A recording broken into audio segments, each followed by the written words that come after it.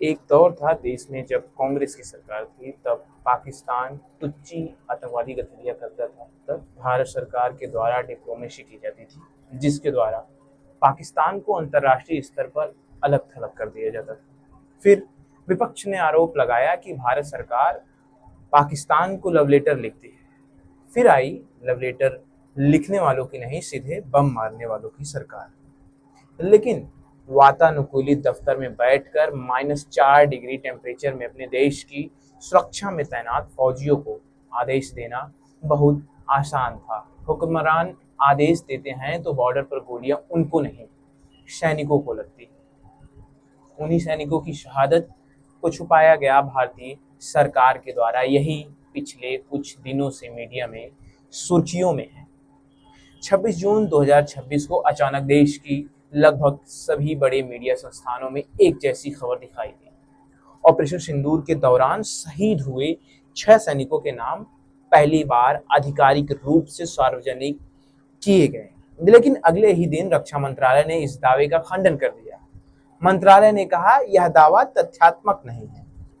इन वीर सैनिकों के बलिदान को पहले ही सार्वजनिक रूप से स्वीकार किया जा चुका था। तो आखिर सच क्या है? क्या 6 शहीदों के नाम पहली बार 2026 में सामने आए, या सरकार सही कह रही है कि जानकारी पहले से सार्वजनिक थी? आइए केवल आधिकारिक दस्तावेजों और सार्वजनिक रिकॉर्ड के आधार पर समझते हैं। सबसे पहले चलते हैं मई 2025 में। 11 मई 2025 को डीजीएमओ की प्रेस ब्रीफिंग हुई। इस ब्रीफिंग में भारतीय सेना ने ऑपरेशन सिंदूर के दौरान सर्वोच्च बलिदान देने वाले सैनिकों को श्रद्धांजलि दी।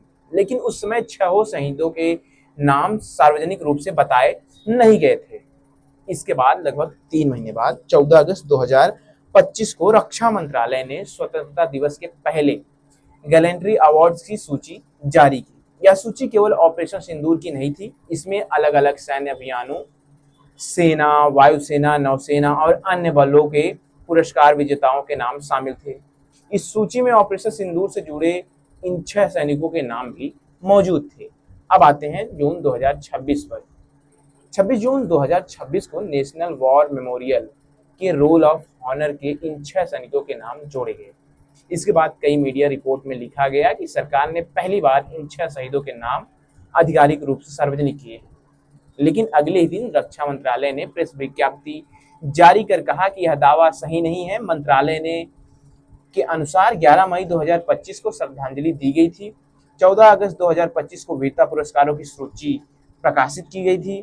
बाद में आर्मी डे और एयरफोर्स डे के उनके परिजनों को सम्मान भी दिया गया था। और नेशनल वॉर मेमोरियल पर नाम अंकित करना एक अलग प्रशासनिक प्रक्रिया है। यहीं से पूरा विवाद शुरू होता है। एक तरफ मीडिया की रिपोर्ट थी कि नेशनल वॉर मेमोरियल पर नाम दर्ज होना पहली औपचारिक सार्वजनिक घोषणा थी। दूसरी तरफ सरकार का कहना था कि नाम पहले ही गैलेंट्री अवार्ड और अन्य आधिकारिक प्रक्रियाओं के माध्यम से सार्वजनिक रिकॉर्ड का हिस्सा बन चुके थे। यानी विवाद इस बात पर नहीं था कि सैनिक शहीद हुए या नहीं, विवाद इस बात पर था कि आधिकारिक रूप से सार्वजनिक किए जाने का अर्थ क्या माना जाएगा। क्या गैलेंट्री अवार्ड की सूची में नाम आ जाना पर्याप्त था, या नेशनल वॉर मेमोरियल के रोल ऑफ ऑनर में दर्ज होना पहली औपचारिक पहचान थी? तथ्य यह बताते हैं कि 11 मई 2025 को शहादत का उल्लेख किया गया।